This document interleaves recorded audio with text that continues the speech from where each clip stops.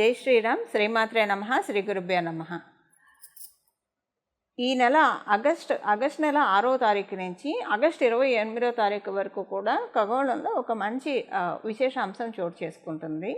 ఈ విశేషాంశం ఏంటంటే ఈ నెల ఆగస్ట్ 6వ తారీఖు నుంచి 28వ తారీఖు వరకు కూడా బుధ భగవానుడు సింహరాశిలో వక్రిస్తూ ఉన్నారు. 6వ తారీఖు 9 డిగ్రీల దగ్గర ఆయన వక్రగతి ప్రారంభమవుతుంది. 28వ తారీఖు కర్కాటక రాశిలో 27 డిగ్రీల దగ్గర ఆయన వక్రచాగం జరుగుతుంది. అంటే ప్రతి రాశికి 30 డిగ్రీలు ఉంటాయి.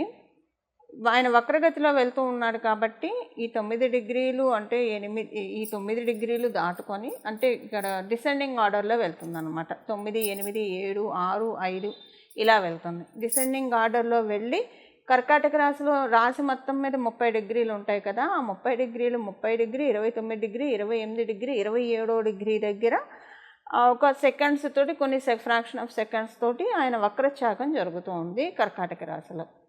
సాధారణంగా ప్రతి గ్రహం మధ్య మధ్యలో వక్రిస్తూ ఉంటాయి. ఒక సూర్యనారాయణ మూర్తి తప్ప సూర్యచంద్రులకి వక్రగమనం ఉండదు. రాహుకేతువులు ఎప్పుడూ కూడా వక్రగమనంలోనే ఉంటారు. ఇంకా మిగతా ఈ ప్లానెట్స్ అంటే కుజుడు కానివ్వండి, మంగళ్ కానివ్వండి, గురువు కానివ్వండి, శనైశ్వరుడు కానివ్వండి, అలాగే బుధదేవుడు కానివ్వండి, శుక్రుడు, ఈ ప్లానెట్స్ వక్రగతిలోకి వెళ్తూ ఉంటాయి మధ్య మధ్యలో. అయితే ఇప్పుడు ప్రతిసారి వెళ్తూ ఉన్నప్పుడు ఇంపాక్ట్ డెఫినెట్గా ఉంటుంది. ఇప్పుడు ఇంకా ఇంపాక్ట్ ఉంటుంది. దానికి కారణం ఏంటో ఇప్పుడు నేను ఒకసారి మీకు ఎక్స్ప్లెయిన్ చేస్తాను. మనకి శనైశ్వరుడు వక్రగతిలోనే ఉన్నాడు. ఇప్పుడు ప్రస్తుతం వక్రగతిలోనే శనైశ్వరుడు ఉన్నాడు. ఆయన కుంభరాశిలో ఉన్నాడు. బుధ భగవానుడు సింహరాశిలో నుంచి వక్రగతిలో ఉన్నాడు. కుంభరాశి, సింహరాశి ఈ రెండు సమసప్తకాలు అవుతాయి. కుంభరాశి నుంచి సింహరాశి 7వ స్థానం అవుతుంది. సింహరాశి నుంచి కుంభరాశి 7వ స్థానం అవుతుంది. వైస వర్స, ఇది సమసప్తకాలు అవుతాయి. ఈ సమసప్తకాల్లో 2 గ్రహాలు వక్రించడము, ఒకటి శనైశ్వరుడికి, అందులో కుంభరాశి స్వక్షేత్రము, ఇక్కడ వక్రించడము డెఫినెట్గా ఇంపాక్ట్ ఉంటుంది. మామూలుగానే శశబుధ యోగం చాలా మంచి యోగము. ఇప్పుడు ఖగోళంలో ఇది వక్రించి ఏర్పడుతూ ఉంది ఈ శశబుధ యోగం. సాధారణంగా శశబుధ యోగం ఏంటంటే డబ్బుల్ని ఇస్తుంది. కానీ ఈ డబ్బులు ఏంటంటే మనము చక్కగా ఒక సిస్టమేటిక్గా, ఒక క్రమశిక్షణతోటి, ఆర్థిక క్రమశిక్షణతోటి, ఫైనాన్షియల్ డిసిప్లిన్ తోటి మన డబ్బుల్ని దాచుకోవడానికి కానివ్వండి, ఇన్వెస్ట్మెంట్ చేసుకోవడానికి కానివ్వండి, వచ్చిన ప్రతి రూపాయి, మన పాకెట్లో పడిన ప్రతి రూపాయి కూడా మనం చాలా చక్కగా బాగా యూటిలైజ్ చేసుకుంటాం. అంటే శశబుధ యోగం ఎవరికైతే ఉంటుందో జన్మజాతకంలో, వాళ్ళకున్న ఫైనాన్షియల్ డిసిప్లిన్ ఇంకెవ్వరికి ఉండదని చెప్పాలి. వాళ్ళని చూసి అందరూ ముచ్చటపడి, ఆహా డబ్బులు ఇలాగ సేవ్ చేసుకోవాలా, ఎంత సంపాదించామో ఇవన్నీ పక్కన పెడితే అసలు ఆర్థిక క్రమశిక్షణ లేకపోతే డబ్బులు ఎంత వచ్చినా ఉపయోగం ఏముంటుంది? ఈ ఆర్థిక క్రమశిక్షణని శశబుధ యోగం ప్రతి ఒక్కరికి కలిగిస్తుంది. శనైశ్వరుడు ప్రతి విషయంలో క్రమశిక్షణ ఇస్తాడు. బుధుడితో కూడితే కనుక ఆయన ఆర్థిక క్రమశిక్షణని ప్రతి ఒక్కరికి కలగజేస్తారు. ఇప్పుడు వీళ్ళిద్దరూ కూడా వక్రగతిలోకి వెళ్ళారు. వక్రగతిలో కంటే ఇది ఎలా ఉంటుందంటే, ఇప్పుడు ఒక స్కూల్లో ఒక టీచరు క్లాసులో లెసన్స్ చెప్తూ ఉన్నారు. లెసన్స్ చెప్తూ మధ్యలో ఆమెకేమో ఆవిడకి కావచ్చు, లేదా చెప్పే అధ్యాపకులకు కావచ్చు, ఏదైనా ఫోన్ కాల్ వస్తే, లేదా ఎవరన్నా పిలిస్తే బయటికి వెళ్తారు అనుకోండి. అప్పుడు పిల్లలు ఒక్కసారిగా కేరింతలు కొట్టి అరిచి చాలా క్రౌడీగా నాయిసీగా ఉంటుంది క్లాస్ రూమ్ అంతా. ఇది ఒకటి. ఇది ఏంటంటే అక్కడ తప్పక ఆవిడ బయటికి వెళ్ళింది కాబట్టి, ఆవిడ కావచ్చు లేదా అధ్యాపకుల వారు కావచ్చు. ఒక్కొక్కసారి ఏముంటుందంటే లీజర్ పీరియడ్ అని ఉంటుంది. సో అధ్యాపకులే వదిలేస్తారు ఫ్రీగా, కాసేపు ఒక 1 పీరియడ్ వరకు ఆడుకోండి అని చెప్పేసి. అంటే ఇప్పుడు లీజర్ పీరియడ్స్ ఉన్నాయో లేవో తెలియదు, కానీ మా చిన్నప్పుడైతే లీజర్ పీరియడ్ ఒకటి ఉండేది డెఫినెట్గా. సో అలా వదిలేసేవాళ్ళు, ఒక పీరియడ్ వరకు వదిలేసేవాళ్ళు. అంటే వాళ్ళు వదిలేస్తారు అలాగా. ఇప్పుడు ఇదంతా ఎందుకు చెప్తున్నానంటే, శనైశ్వరుడు మరియు బుధ భగవానుడు ఆర్థిక క్రమశిక్షణని ఇస్తారు. ఇప్పుడు ఏం చేస్తారంటే ఆర్థిక క్రమశిక్షణ ఇచ్చి మనం ఫైనాన్షియల్గా ఎలా దాచుకుంటే డబ్బులు మనకి రెట్టింపు అవుతాయి, మన డబ్బులు గుడ్లు పెట్టడం అనేది శని బుధులు కలిసి ఉంటేనే సాధ్యమవుతుంది కుండలిలో. ఇప్పుడు అందరికీ శని బుధులు కూడా కలిసి ఉండరు. ఎవరి జాతకంలో కూడా మనం చూస్తే చాలా అంటే అందరికీ కలిసి ఉండాలని ఉండదు ఆ కాంబో. కలిసి ఉన్న వాళ్ళకి డెఫినెట్గా వాళ్ళు చిన్నప్పటి నుంచే ఇన్వెస్ట్మెంట్స్ స్టార్ట్ చేస్తారు, సేవింగ్స్ చాలా పక్కాగా వెళ్తారు. వాళ్ళ దగ్గర ₹1,00,000 వస్తే దాన్ని ఎలాగ 10 లక్షలు చేయాలి, ఎలాగ 50 లక్షలు చేయాలి, మంచి క్లారిటీ, మంచి విజన్ వాళ్ళ దగ్గర ఉంటుంది. అండ్ అకార్డింగ్గా వెళ్తుంది వాళ్ళకి. అంటే విజన్ అందరికీ ఉంటుంది, బట్ అదేంటి, అది మనకి అనుకున్నట్లు ఫామ్గా సిస్టమేటిక్గా వెళ్ళడం అందరికీ సాధ్యం కాదు, కొంతమందికే సాధ్యం అవుతుంది. మనం డే టు డే లైఫ్లో చూస్తూ ఉంటాం కదా. ఈ శశబుధ యోగం అది కలగజేస్తుంది. అది ఒక లెక్క. అయితే ఇప్పుడేంటి, వాళ్ళిద్దరూ వక్రించారు. సో ఇలాగ వాళ్ళు సిస్టమేటిక్ ఇన్వెస్ట్మెంట్స్కి అవకాశం ఇస్తారు. కొన్నిసార్లు ఏంటంటే అందరికీ ఆ యోగం ఉన్న వాళ్ళైతే అలా ఉంటుంది, యోగం లేని వాళ్ళకు కూడా గోచార రీత్యా వచ్చినప్పుడు ఇలాంటివి ఇది అందరికీ అప్లికేబిలిటీ ఉంటుందండి. ఆ యోగం ఉన్న వాళ్ళకి ఇంకా బాగా ఎక్కువగా ఉంటుంది, యోగం లేని వాళ్ళకి కూడా ఇది అప్లికేబిలిటీ ఉంటుంది. అయితే ఈ అప్లికేబిలిటీ అసలు ఇప్పుడు వక్రగతిలో ఉన్నారు కదా, వాళ్ళిద్దరు సవ్యంగా ఉంటే ఇన్వెస్ట్మెంట్స్ ఇవన్నీ ఉంటాయి. ఇప్పుడు వక్రగతిలోకి వెళ్ళారు, ఇప్పుడు పరిస్థితి ఏంటి మరి, అంటే ఎలాంటి రిజల్ట్స్ ఇస్తారు, ఈ విషయాలు మనం ఒక్కసారి చూద్దాం. అసలు ఈ విషయాల్లో ఇంపాక్ట్ ఏ విషయాల్లో ఉంటుంది, గుడ్ ఇంపాక్ట్ ఉంటుందా, బ్యాడ్ ఇంపాక్ట్ ఉంటుందా, సత్ఫలితాలు ఉంటాయా, లేదా ఏదైనా జాగ్రత్తలు సూచిస్తుందా, ఇవన్నీ కూడా ఇప్పుడు మనం మాట్లాడుకుందాము. ఈ ఈ ఈ ఇది ఈ కాంబో ఏ రాశుల వాళ్ళకి, ఇప్పుడు ఈ వక్రగతి అనేది ఏ రాశుల వాళ్ళకి ది బెస్ట్గా వర్కౌట్ అవుతుందో మనం ఒకసారి చూద్దాం. అన్ని రాశుల వాళ్ళకి ది బెస్టే ఉంటుంది. అంటే అసలు ఈ వక్రగతిలోకి వెళ్ళడం వల్ల ఇప్పుడు ఎవరైనా సరేనండి, మనలో అందరం కూడా ఏదన్నా ఖర్చు చేద్దాము అని అనుకుంటే, అది ఒక మంచి చదువు చదివించడానికి కావచ్చు మన పిల్లలకి, లేదా మనం ఒక మంచి అసెట్ కొనుక్కోవడానికి కావచ్చు, లేదా ఏదైనా ఒక మంచి పని కోసం ఖర్చు పెట్టడానికి డబ్బులు సమకూరక, లేదంటే ఏదైనా ఒక డబ్బులు సమకూరక ఏదైనా పనులు పెండింగ్ ఉంటే కనుక అవి రిలీజ్ చేస్తుంది శనైశ్వరుడు బుధ భగవానుడు వక్రగతిలోకి వెళ్ళడం వల్ల. సో దట్ ఏంటంటే అందరికీ కూడా వాళ్ళకి ఏవైతే అవసరమైన ఖర్చులు ఉన్నాయో అవన్నీ కూడా స్తంభనగా ఉన్నవన్నీ ఒక్కసారిగా రిలీజ్ అయిపోతాయి ప్రతి ఒక్కళ్ళకి. కానీ ఈ పరిహారం మనం చివరిలో తెలుసుకోబోయే పరిహారం చేసుకోవడం వల్ల రిలీజ్ అవుతాయి. పరిహారం చేసుకోకపోయినా రిలీజ్ అవుతాయి, అంటే ఆర్థిక స్తంభన నుంచి బయటకు వస్తారు. బట్ పరిహారం చేసుకుంటే ఇంకా ఎక్కువగా ఇది అప్లికేబిలిటీ ఉంటుంది. ఈ ఆర్థిక అంటే యాక్చువల్గా ఈ వక్రగతి ఒక్కొక్క రాశిలో, ఇప్పుడు ఇదే సమసప్తకం కనుక కర్కాటకం మకరంలో పడినా, లేదా మీనరాశి కన్యారాశిలో పడినా, మిగతా రాశుల్లో పడితే ఒక్కొక్క రకంగా ఇంపాక్ట్ ఉంటుంది. ప్రతి రాశిలో ఇదే ఇంపాక్ట్ ఉండదు. ఇప్పుడు ఈ వక్రగతి పడింది సింహరాశిలో ఉంటేనే సూర్యనారాయణమూర్తి కింగ్. సో ఎప్పుడైనా ఒక కింగ్ ఇంటెన్షన్ ఏముంటుంది, ఆ రాశితత్వం ఏముంటుంది, ఒక కింగ్ ఇంటెన్షన్ ఏముంటుంది, కంపాషనేట్గా ఉంటుందంటే దయ ఎక్కువగా ఉంటుంది. అందుకే సూర్యబలం ఉన్న వాళ్ళకి చాలా దయగల హృదయం గల వాళ్ళు ఉంటారు. అవతల వాళ్ళ కష్టాన్ని వాళ్ళ కష్టాలుగా వాళ్ళు ఫీల్ అయిపోతారు. ఎందుకంటే ఆత్మకారకుడు కాబట్టి ప్రతి సోల్లో ఉన్నది జీవాత్మే అన్న విషయము వాళ్ళకి ఎరుక బాగా ఉంటుంది. సింహరాశి వాళ్ళకి కూడా బేసిక్గా ఈ తత్వం ఉంటుంది. సూర్యనారాయణమూర్తి ఆత్మకారకుడుగా ఉన్న వాళ్ళకి ఈ తత్వం ఉంటుంది, లేదా వాళ్ళ జన్మజాతకంలో సూర్యనారాయణమూర్తి బలం ఎక్కువగా ఉన్న వాళ్ళకి కూడా ఇది ఎక్కువగా ఉంటుంది. ఎప్పుడు వాళ్ళ సైడ్ నుంచి అని కాకుండా అందరి సైడ్ నుంచి ఆలోచిస్తారు. అది ఆ క్వాలిటీ సింహరాశిలో ఉంటుంది.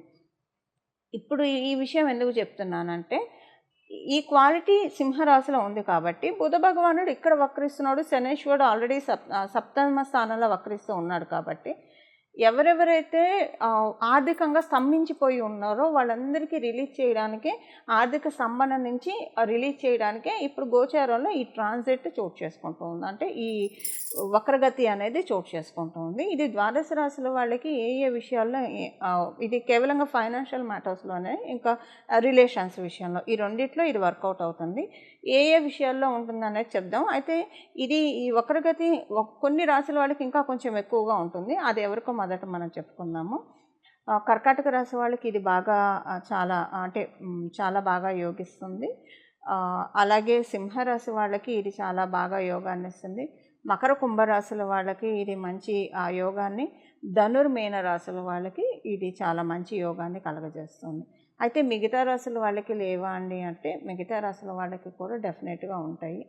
బట్ ఈ రాశుల వాడికి కొంచెం ఎక్కువగా ఉంటుంది. ఎందుకంటే బుధ భగవానుడు కర్కాటక రాశికి పూర్తిగా అనుకూలం కాదు. అందుకని ఇప్పుడు కర్కాటక రాశి వాళ్ళకి అనుకూలంగా ఉంటుంది. అలాగే సింహరాశి వాళ్ళకి జరుగుతున్నదే సింహరాశిలో కాబట్టి సింహరాశి. మకర కుంభం ఎందుకంటే ఇక్కడ సప్తమ స్థానం కుంభరాశి అయింది. కుంభరాశిలో శనీశ్వరుడు వక్రగతిలో ఉండి మకర రాశిలోకే కదా ఆయన వెళ్ళేది. అందుకని వాళ్ళిద్దరికి.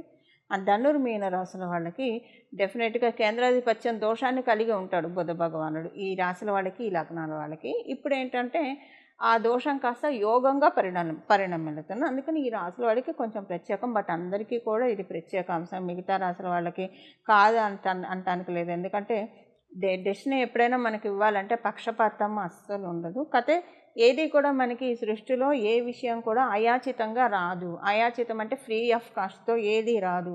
ఫ్రీ ఆఫ్ కాస్ట్తో వచ్చింది ఏది కూడా మనకి అంత సత్ఫలితాలను కూడా ఇవ్వదు. అందుకే విద్య నేర్పిన గురువుకు కూడా మనం గురుదక్షిణ చెల్లిస్తాం. ఎందుకంటే దక్షిణ లేని విద్య ఫలించదు కాబట్టి.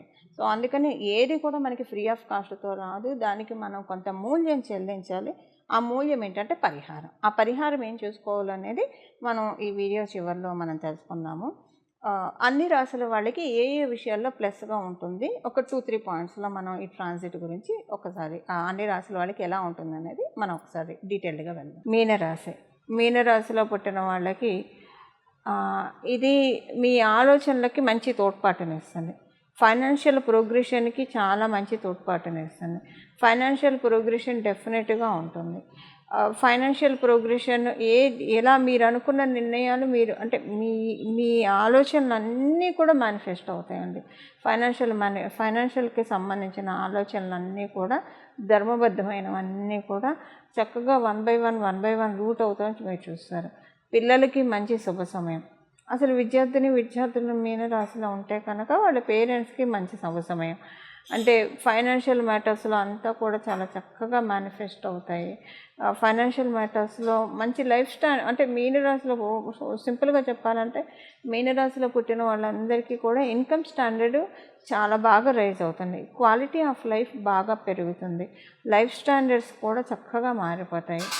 అంటే చాలా మంచి ఫలితాలు మీనరాశిలో పుట్టిన వాళ్ళు అందుకోబోతూ ఉన్నారు. దీనికి ఏం రెమెడీ చేసుకోవాలో ఇప్పుడు చూడండి. ఒకవేళ మీ జన్మజాతకం యోగాన్ని అందుకోవడానికి సంసిద్ధంగా లేకపోతే యోగాన్ని అందుకునే విధంగా ఈ పరిహారం మిమ్మల్ని అంటే అప్పుడైనా యోగం అందుతుంది. మేబీ 40% అందుతుంది. పరిహారం చేసుకోవడం వల్ల మీకు రావాల్సినంటే 70 to 80%. ఏది మనకి 100% ఎప్పుడు ఏది రాదు. 30% మనం వదిలేయాల్సిందే కలిపురుషుడికి. మిగతా 70% తీసుకోవడానికి యోగ్యంగా ఉంటుంది మీనరాశిలో పుట్టిన వాళ్ళకి. ఇప్పుడు చెప్పబోయే పరిహారం చేసుకోవడం వల్ల ఇప్పుడు ఏం పరిహారం చేసుకుంటే ఈ శిశబుధ యోగం వక్రగతిలో ఉన్న ఈ శిశబుధ యోగం ద్వాదశ రాశుల వాళ్ళకి ఫైనాన్షియల్ మ్యాటర్స్లో బాగా రిలీజ్ అవుతాయో అంటే ఫైనాన్షియల్ మ్యాటర్స్లో అనుకూలతలు ఉంటాయో అది ఇప్పుడు చూద్దాం. అయితే అసలు పరిహారం చేసుకోకపోతే ఏమవుతుందండి? పరిహారం చేసుకోకపోతే యోగం రిలీజ్ కాదా అన్న సందేహం తలెత్తవచ్చు కొంతమందికి. దానికి ఒకసారి మనం మాట్లాడుకుందాం. ఇప్పుడు పరిహారం చేసుకోకపోయినా వచ్చేదే. కాకపోతే పరిహారం చేసుకుంటే మీకు అంతా కూడా చాలా ప్రశాంతంగా వస్తుంది. అంటే రావాల్సినవన్నీ కూడా మనకి రావాల్సినవన్నీ ప్రశాంతంగా వస్తాయి. పరిహారం చేసుకోకపోతే అంతా ఏమవుతుందంటే వచ్చేదే కానివ్వండి ఏడిపించి ఇస్తారు. అంతకు మించి ఏం లేదండి. ఇప్పుడు మనం జనరల్గా లైఫ్లో చూస్తూనే ఉంటాం కదా. కుండలీలో ఒకవేళ మీ జన్మ కుండలీలో అర్గళాస్ ఉన్నాయి అనుకోండి, ఇంటర్వెన్షన్ అంటాం. ఈ అర్గళాస్ ఉంటే ఏమవుతుందంటే ఏ యోగం అనుభవించజేయను. అంటే ఇది ఒక సామెత మీకు తెలిసే ఉంటుంది, గడ్డివామ దగ్గర కుక్క అన్న సామెత చందాన. ఏ యోగం మీకు అనుభవ యోగంలోకి రానియకుండా అడ్డుపడుతూ ఉంటాయి. ఇది మీకు అర్థమయ్యేది చెప్పాలంటే ప్రొఫెషన్గా ఎదుగుతుంటే కాళ్ళు పట్టుకొని లాగే వాళ్ళు ఉంటారు. అడ్డుపుల్లలేసి వచ్చే వాటిని చెడగొట్టే వాళ్ళు ఉంటారు. ఇలాంటివి రకరకాలుగా ఉంటాయి కదా. ఇవన్నీ కాకుండా ఇప్పుడు అదృష్టవంతులను ఎవరు చేర్చలేరు, దురదృష్టవంతులను ఎవరు బాగు చేయలేరు. ఇది మనందరికీ తెలిసిన సత్యమే. సో అదృష్టవంతులకైతే అసలు బాధే లేదు. ఎన్ని ఆటంకాలు వచ్చినా వాళ్ళు దృఢ సంకల్పంతో వాటన్నిటిని అధిగమించుకుంటూ వెళ్ళిపోతారు. ఈ అర్గణాస్ ఇవి ఇబ్బంది పెట్టకుండా ఉండడానికి మీ జన్మజాతకంలో ఉంటే దానికి పరిహారం చేసుకుంటే ప్రశాంతంగా వస్తాయి. లేకపోయినా వస్తుంది. మేబీ అవుట్ ఆఫ్ 100% మీకు 70% వచ్చేది 30% వస్తుంది. అందువల్ల పరిహారం చేసుకోవడం వల్ల మరీ ఎక్కువ ఏడిపించకుండా డెస్టినీ మీకు రిలీజ్ చేస్తాను. మీకు రావాల్సిన అంటే దేనికోసం అయితే మీరు ఎదురు చూస్తున్నారు, ఏ ఫైనాన్షియల్ బెనిఫిట్ కోసం అయితే మీరు ఎదురు చూస్తున్నారో అది మీకు అందుతుంది. ఇప్పుడు దీనికోసం మనం పరిహారం చూద్దాము. ఏం పరిహారం చేస్తే ఇది బాగా యోగిస్తుంది. ఈ ఇది స్టార్టింగ్ డే నుంచి అంటే 6వ తారీఖు నుంచి ఆగస్టు 6వ తారీఖు నుంచి ఆగస్టు 28వ తారీఖు వరకు కూడా ప్రతిరోజు క్రమం తప్పకుండా విష్ణు సహస్రనామం వినడము. విష్ణు సహస్రనామం చదవడం వస్తే ఇంకా మంచిది. చదవడం కానీ వినడం కానీ చేస్తే చాలా మంచిది. విష్ణవే నమః విష్ణవే నమః విష్ణవే నమః అని మనసులో ధ్యానించుకుంటూ ఉంటే ఇంకా మంచిది. అయితే ఆడవాళ్ళకి పీరియడ్స్ వస్తే ఆ 4 రోజులు వదిలేసేయండి, మిగతా రోజుల్లో వినండి. ఎవరైనా అశౌచంలో ఉంటే కనుక వినడానికి ఏం తప్పులేదు, పెట్టుకొని వినొచ్చు. చదవకూడదు అప్పుడు మీరు, బట్ మీరు పెట్టుకొని మనసులో జపం చేసుకుంటూ వినొచ్చు.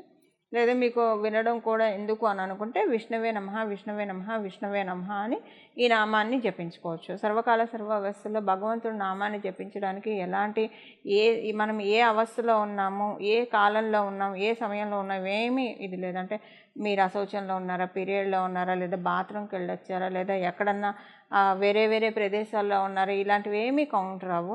సర్వకాల సర్వావస్థలో భగవంతుడి నామాన్ని జపించుకునే భాగ్యాన్ని కలియుగంలో మనకి పెరుమాళ్ళు ప్రసాదించారు.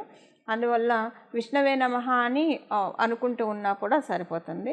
విష్ణుమూర్తి పాదాన్ని గట్టిగా పట్టుకుంటే ఈ బుద్ధ భగవానుడు వక్రగతి డెఫినెట్గా ఆర్థిక అనుకూలతల్ని చక్కగా తెచ్చిపెడుతుంది. ద్వాదశ రాశుల వాళ్ళకి, ద్వాదశ లగ్నాల వాళ్ళకి.